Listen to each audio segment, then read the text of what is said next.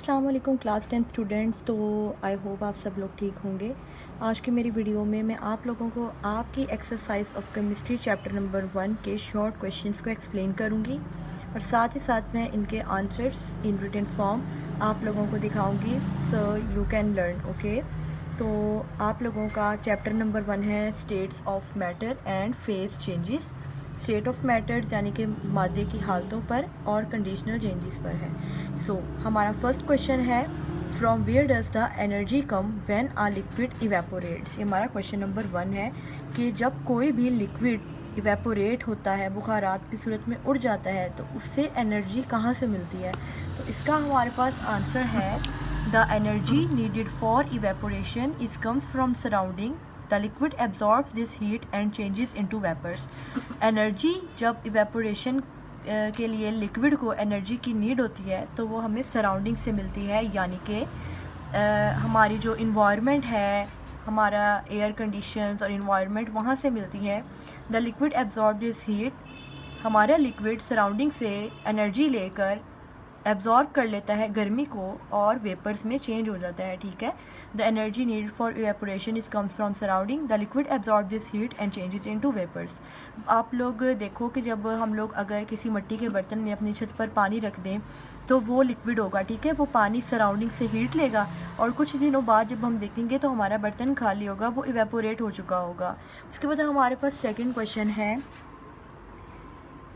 इस condensation and endothermic process. उन्होंने कहा कि कंडेंसेशन एक एंडोथर्मिक प्रोसेस है। सबसे पहले तो मैं आपको बताऊं कि एंडोथर्मिक क्या होता है। एंड मतलब इनसाइड एंड थर्म मतलब heat.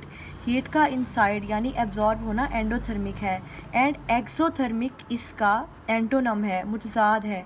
Exo mean outside and therm mean heat. Heat का रिलीज होना एक्सोथर्मिक प्रोसेस है। अब आप लोगों ने बताना है कि कंडेंसेशन एंडोथर्मिक प्रोसेस है या एक्सोथर्मिक प्रोसेस है। तो इन्होंने पूछा है इस कंडेंसेशन एंड एंडोथर्मिक प्रोसेस, क्या कंडेंसेशन एक एंडोथर्मिक प्रोसेस है।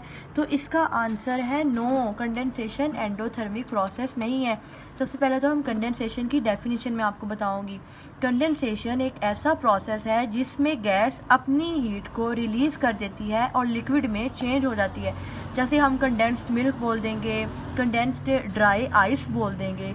ड्राई आइस और कंडेंस्ड मिल्क आप लोग सर्च कर सकते हैं। ठीक है, कोई भी गैस जब अपनी हीट को रिलीज़ कर देती है, एक्सोथर्मिक प्रोसेस करती है, तो कंडेंसेशन का प्रोसेस होता है।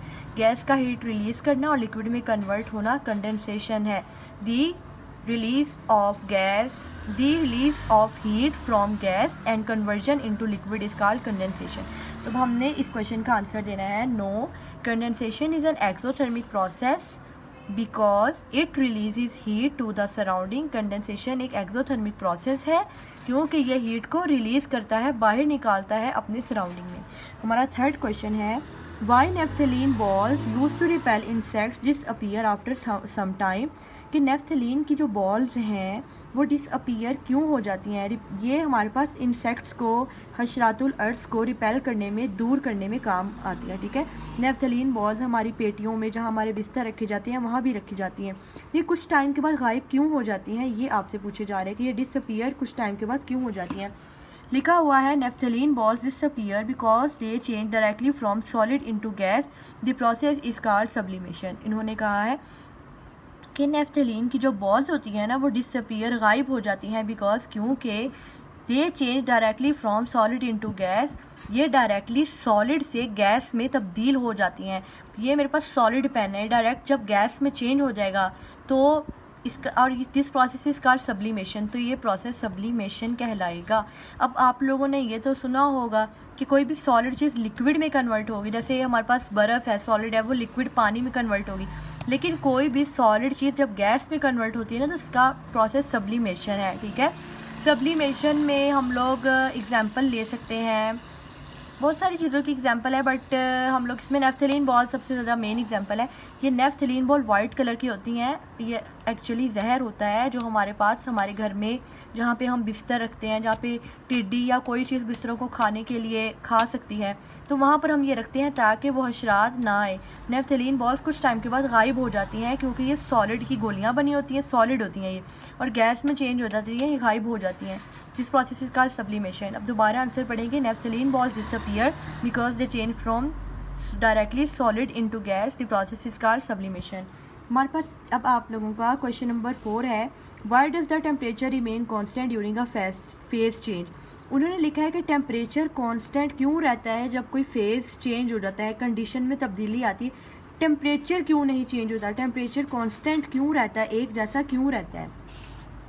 इसका आंसर है ड्यूरिंग द फेज चेंज, किसी भी कंडीशन की तब्दीली के दौरान the temperature remain constant, temperature constant एक जैसा इसलिए रहता है बिकॉज क्योंकि the heat is use to change the state of substance instead of increasing temperature, क्योंकि हीट का इस्तेमाल होता है सब्सटेंस की स्टेट को, हालत को चेंज करने के लिए, इंस्टेड ऑफ बजाय के इंक्रीजिंग टेम्परेचर के बढ़ने में। ठीक है, अब आप लोगों को मैं समझाती हूँ। इसके बाद इन्होंने कहा है कि जब भी किसी कोई चीज़ फेज चेंज होती है तो टेम्परेचर एक जैसा रहेगा, तो वो क्यों रहेगा, आपने कहना है बिकॉज क्योंकि the heat is use to change the state of substance, हम उस हीट का इस्तेमाल कर रहे हैं सब्सटेंस की हालत को तब्दील करने के लिए। इसकी मिसाल मैं दे रही हूँ कि अगर आप बर्फ़ पिघलाना चाह रहे हैं तो आप हीट का इस्तेमाल करेंगे, आप उस बर्फ़ को सॉलिड से लिक्विड में कन्वर्ट करना चाह रहे हैं, उसकी स्टेट को चेंज करना चाह रहे हैं, ना कि टेम्परेचर को इंक्रीज़ करने के लिए उससे पिघला रहे हैं। आप तो उस हीट का इस्तेमाल उस सब्सटेंस की हालत को, स्टेट को चेंज करने के लिए कर रहे हैं, टेम्परेचर के लिए नहीं कर रहे। तो आपने लिखना है the phase change the temperature remain constant because the heat is use to change the state of substance instead of increasing the temperature. हमारे पास नेक्स्ट क्वेश्चन है, is it possible to compress a liquid like gas, क्या ये possible है कि हम किसी liquid को गैस की तरह कंप्रेस कर लें। कंप्रेशन क्या होता है, किसी भी चीज़ को दबा देना। हम गैस को कंप्रेस कर सकते हैं, जब हम बैलून को पंप से फिल करते हैं तो हवा हम कंप्रेस करते हैं तो वो बैलून के अंदर हवा फिल हो जाती है। ठीक है, तो उन्होंने लिखा है कि क्या हम लिक्विड को भी इसी तरह कंप्रेस कर सकते हैं, हम पानी वगैरह को कंप्रेस कर सकते हैं। तो इसका आंसर है no, liquids can't be compressed like gases because their particles are already close together. ना हम लिक्विड्स को ना ही हम सॉलिड को कंप्रेस कर सकते हैं, दबा सकते हैं, क्योंकि इनके पार्टिकल्स ऑलरेडी क्लोज होते हैं। सबसे ज़्यादा क्लोज सॉलिड्स के होते हैं, जैसे वुड हो गई, मेटल हो गया, कोई चीज़ हो गई इस तरह। उसके अलावा फिर थोड़े से लिक्विड के होते हैं। गैस के पार्टिकल एक दूसरे से बहुत दूर होते हैं, हम गैस को कंप्रेस कर सकते हैं लेकिन लिक्विड और सॉलिड को नहीं कर सकते। आंसर है no, liquids can't be compressed like gas because their particles are already close together, क्योंकि इसके पार्टिकल्स ऑलरेडी एक साथ जुड़े हुए होते हैं, क्लोज होते हैं, नियर होते हैं एक दूसरे के। क्वेश्चन नंबर 6 है, can you change the temperature at which water boils in an experiment in your lab. उन्होंने कहा है क्या तुम लोग टेम्परेचर को चेंज कर सकते हो जब पानी बॉईल हो रहा हो किसी भी लैब एक्सपेरिमेंट में। फॉर एग्जांपल किसी लैब एक्सपेरिमेंट में पानी बॉईल हो रहा है तो आप टेम्परेचर को चेंज कर सकते हो। तो इसका आंसर सिंपली येस है। Yes, the boiling point of water can be change by increasing और डिक्रीजिंग प्रेशर। हाँ, हम किसी लैब में टेम्परेचर को चेंज कर सकते हैं। बॉइलिंग पॉइंट वाटर का 100 डिग्री होता है ना, तो हम उसको चेंज कर सकते हैं अगर हम प्रेशर को कम या ज़्यादा कर देंगे। ठीक है, फ्लास्क वगैरह में प्रेशर को कम ज़्यादा करने से ये चेंज हो जाएगा।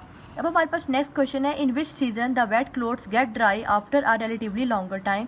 किस मौसम के अंदर हमारे पास गीले कपड़े जो हैं वो देर से खुश्क होते हैं, लॉन्ग टाइम के बाद खुश्क होते हैं, लेकिन वेट। अब इसका आंसर आप लोगों ने दे देना है, wet clothes dry faster in summer because the temperature is high which increase evaporation. इन्होंने लिखा है कि जो हमारे पास गीले कपड़े होते हैं ना वो जल्दी खुश्क हो जाते हैं गर्मियों में, क्योंकि टेम्परेचर गर्मी में बहुत ज़्यादा होता है, गर्मी बहुत ज़्यादा होती है जिससे इवेपोरेशन ज़्यादा हो जाती है, लिक्विड बुखारात की फॉर्म में उड़ जाता है, रिलीज़ हो जाता है और हमारे कपड़े जल्दी खुश्क हो जाते हैं। अब आप लोगों के पास नेक्स्ट क्वेश्चन है, when a solid is heated 14.8 when a solid is heated what happens to its particles which are vibrating। उन्होंने कहा है कि जब भी कोई सॉलिड हीट हो रहा होता है तो उसके पार्टिकल्स के साथ क्या होता है। ये लिखा है when a solid is heated the particles gain kinetic energy, they move faster and further apart.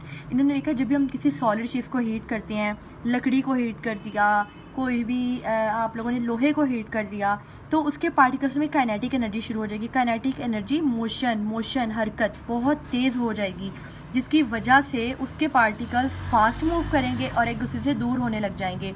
Solid आप बर्फ़ भी ले लो, उसमें हम हीट देंगे, काइनेटिक एनर्जी ज़्यादा हो जाएगी, उसके पार्टिकल्स फास्टली मूव होने लग जाएंगे और एक दूसरे से दूर होने लग जाएंगे, लिक्विड में कन्वर्ट हो जाएंगे। अब हमारे पास नेक्स्ट क्वेश्चन है, do solids and liquids also diffuse just like gases. के सॉलिड और लिक्विड भी गैसेस की तरह डिफ्यूज़ हो जाते हैं, उड़ जाते हैं। तो लिखा है ये solid and liquid also diffuse but their rate of diffusion is much slower than gases. उन्होंने लिखा है सॉलिड और गैसेस दोनों डिफ्यूज़ हो जाती हैं लेकिन उनका डिफ्यूजन का रेट गैस से कम है, ठीक है। नेक्स्ट क्वेश्चन है why due is formed in the early hours of morning. Shabnam के कतरे जो हमें घास पर सुबह सुबह मिलते हैं, गीली गीली घास होती है, उन्होंने लिखा है ये सुबह क्यों बनती है, अर्ली मॉर्निंग में, जल्दी सुबह के वक्त में क्यों बनती है। लिखा है dew is formed early in morning because क्योंकि water vapours cools and condenses into tiny water droplets in cool surface, क्योंकि पानी के जो बुखारात होते हैं वो कंडेंस हो जाते हैं और छोटे छोटे पानी के कतरे बन जाते हैं, कूल सरफेस हो जाती है। अब आप लोगों को आई होप आप लोगों के ये 10 शॉर्ट क्वेश्चंस की समझ आ गई होगी। मैं एक दफ़ा आप लोगों को स्क्रीनशॉट लेने के लिए इसको स्लोली आप लोगों को दिखा देती हूँ, तो आप लोग इसमें स्क्रीनशॉट ले सकते हैं। Thank you.